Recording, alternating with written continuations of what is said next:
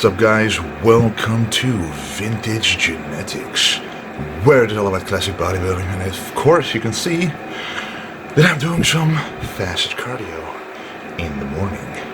And I'm about 1.5 weeks out from my second contest, the Juliet Bergman Grand Prix in the Netherlands. I did the same contest exactly a year ago, and that video is on my channel, where I got first in the juniors and second in the super heavyweights. And not a junior anymore, so I gotta do my best in the super heavyweights. But this time, if you win the overall, you can win an IFBB Pro Elite card, right? IFBB Elite Pro card.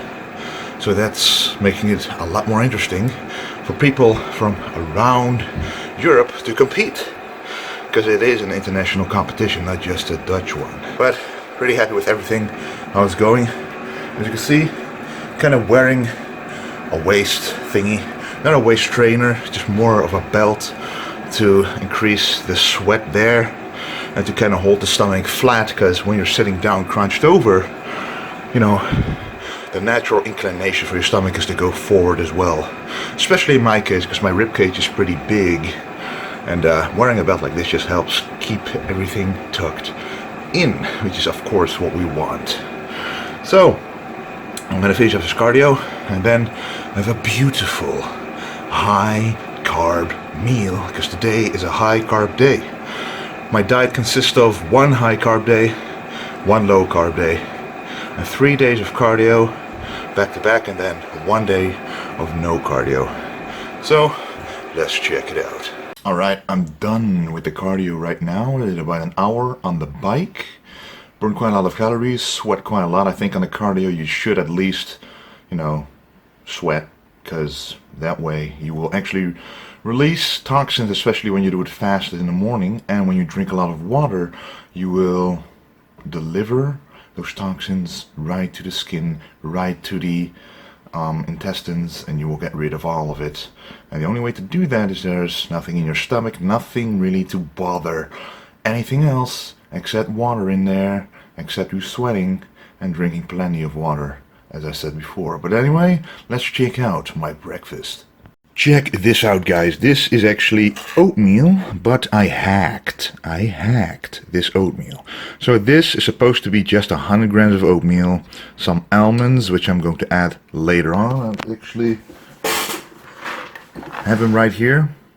I like to put them in here, because if you put them in here, and these are overnight oats, by the way, they will get soggy, and I like them nice and crispy to give a bite in this oatmeal.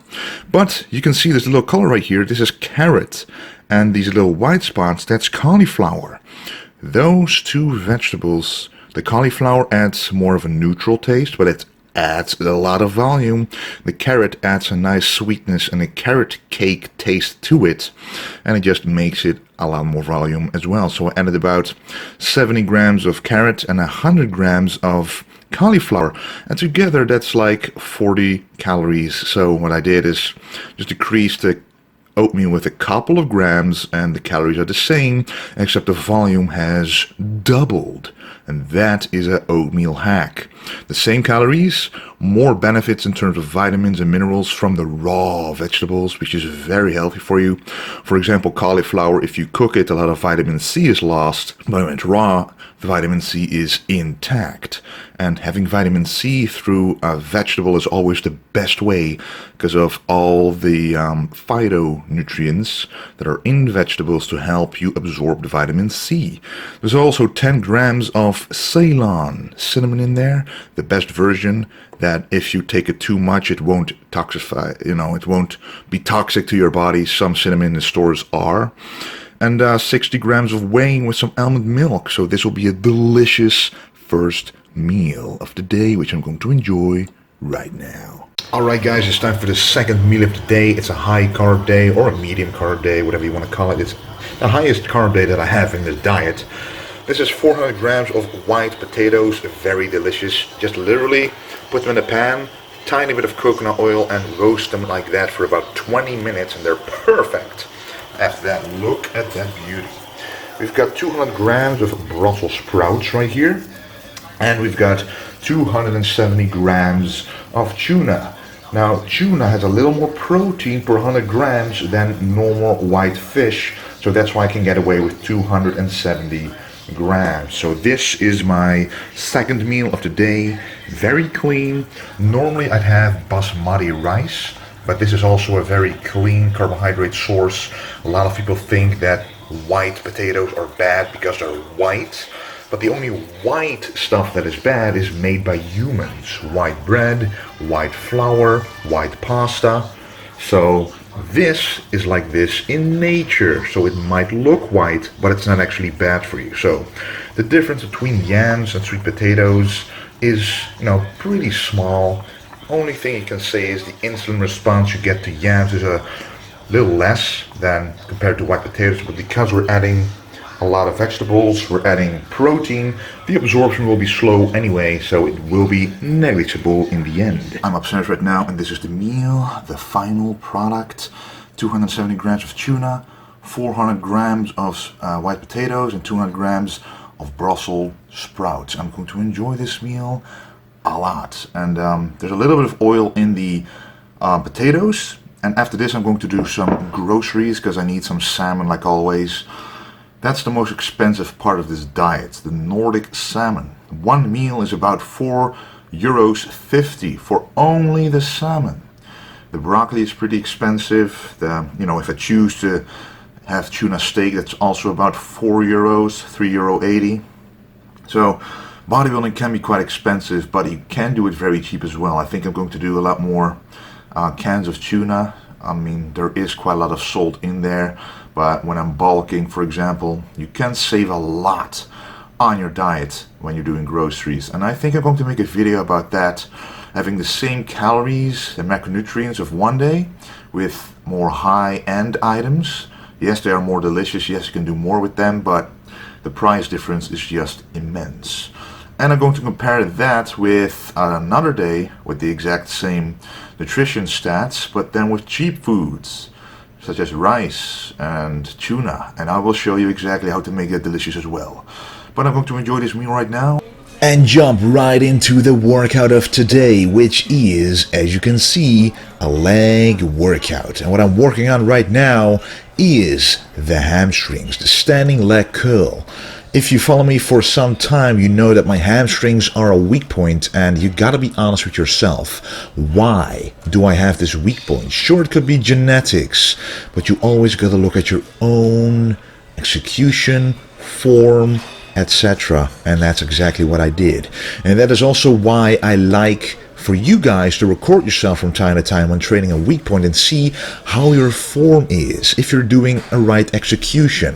What I've noticed is that the last couple of months I focused more on weight than execution when I'm doing hamstrings. So on this machine I went a lot heavier than this, and now I'm trying to really focus on that incredible contraction, because the hamstrings, just like the biceps, don't require a super heavy weight to get those detailed stripes, striations in them, because I do have some mass but not the details, the quality in the muscle that I require, that I do have in my biceps, for example. And the hamstrings are the biceps of the leg. So what I'm focusing on here is the contraction and going down slow on the negative, because on the negative you destroy most of the muscle fibers, which is what you want to extend, because on the negative, going heavy and going slow will give you the most gains. And exactly during this exercise I'm doing the same thing, going down slowly.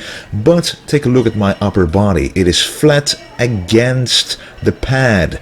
This way you can only use your hamstrings and not your glutes, not your lower back, to pull the weight, which is of absolute importance if you want to develop proper quality in any muscle group you are training. And I really recommend that you guys record yourself in training a weak body part to see if your form is lacking, if it can be improved. So don't look at the weight, but look at your form. Feel the muscle. And as I'm starting my semi last set, semi-final set on this machine, you can see me wearing a bracelet, as I've been approached by a very cool company, literally called Coolman Jewelry, and they contacted me. Usually I don't like to do sponsored videos at all, but I think they deserve it because the bracelets look really awesome in my opinion, and they are comfortable in the gym. I actually had them for weeks now, and I really have been testing them out. I usually don't buy any jewelry for myself, but when I get an offer like this, I decided, yeah, I kind of like the look of it. I'm gonna test it out in the gym, and I'm going to wear it on a day-to-day basis because I don't have any of that stuff myself. So they do deserve a shout out, at least in this video. And if you want to check them out, check out the links in the description for the purchase links and the company site itself, so you can check out their awesome jewelry for sure. But anyway, we are doing the front squat right now, and the front squat is something I also need to implement a lot more to get the quad sweep. Another one of my minor weak points, because my quads are pretty much developed in comparison to the rest of my body. They are quite, proportionate, but the hamstrings need a lot of mass. But what I can use for the quads is the quad sweep. So doing front squats and hack squats, like a duck stance, really increases that sweep on the quads. And I haven't done front squats a whole lot, I gotta be honest with myself. And guess what? I don't have that quad sweep I want. So what do?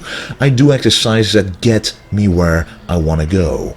And I will be doing this a lot more often, so that I get stronger, my form gets better, and my muscles grow exactly as I want them to. So this is 120 kilos, 2.5 plates on each side. That is, still goes pretty easily. But the problem that I have is really, where do I place the bar on my chest, on my shoulders? Because if you look at my head right now, it turns into a tomato because it's pretty much choking me. But I was like, no matter what, I will get this weight down and put it back up, because that's what you gotta do. Don't give up. Always go your max in the gym. I wouldn't feel good if I didn't go all the way with the front squat. I did 2 more sets after that I didn't record because I needed a spotter. But yeah, I will be getting better at it to really improve my legs in the way they need to improve. So from one compound to the next. This is a wide stance leg press. The wider your feet are on the platform, the more you will target the inner thighs and also the hamstrings more and the glutes. I like to go at least 90 degrees down so that I target the hamstrings and the glutes more. And I put my feet up pretty high, so just imagine putting them as low as possible. You will actually hurt your knees, but also hit your quads more, depending on exactly where you put your feet. But if you put them nice and high, you will target the hamstrings and glutes more, which is exactly what I want during this workout. And you don't have to go super heavy with this, but if you can, go as heavy as you possibly can, doing about 10 to 12 good deep reps. Also, when going down, don't let the weight drop down. Actually control the weight, especially when you reach that 90-degree point. Don't use momentum to get the weight up, but use your muscular contractions to actually get the development in the areas you want developed.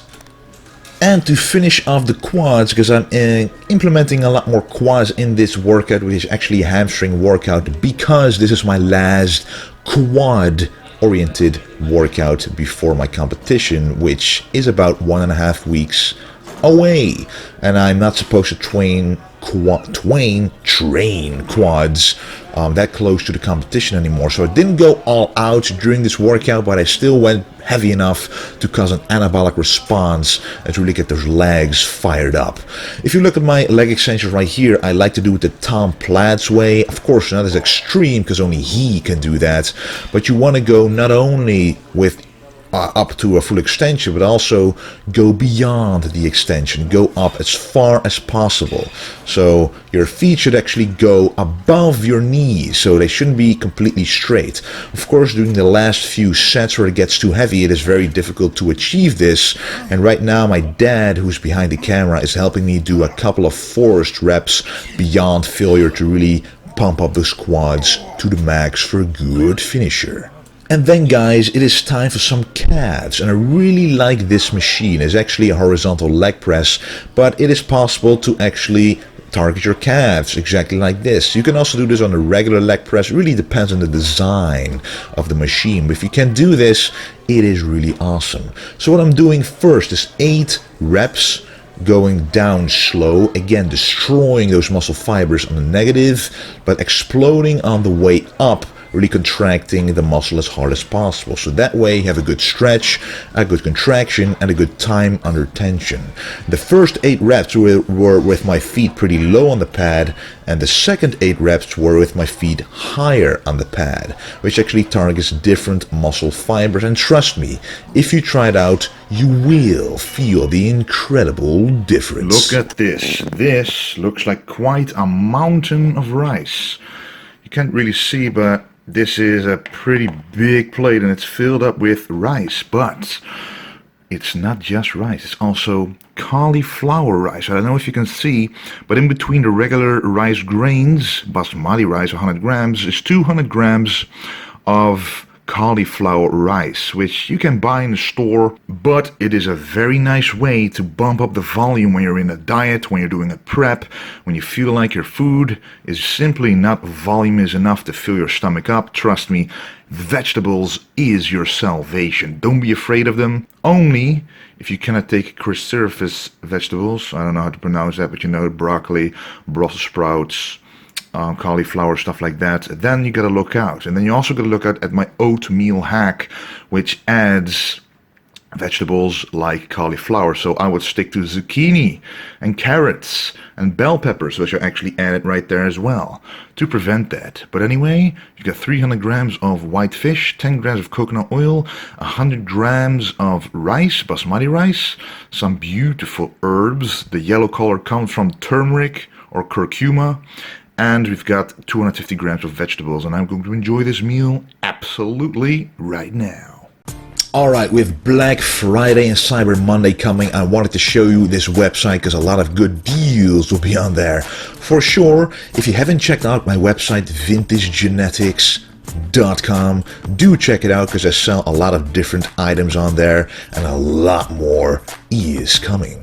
So anyway, a lot of people have been asking, where is this hoodie? Why is it still sold out? Medium is there, but large is sold out, and extra large is sold out as well. But don't worry, they are coming your way and will be available again in just a few days. And also, we'll be getting a lot more tank tops like these, different cuts, different designs, so that'll be amazing as well. No matter how big you are, you will fit in them. But anyway, guys, there's also my Instagram right here, Wesley Vissers, at Wesley Vissers. If you are interested, just check out my progress. And like the food items you saw, the food meals, I always post on my stories. So if you're interested in my daily food intake, check it out on there as well. Anyway, guys, I am done with this. I want to thank you for watching. Thanks a lot for your support. It really means a lot. And of course, guys, don't forget to stay golden.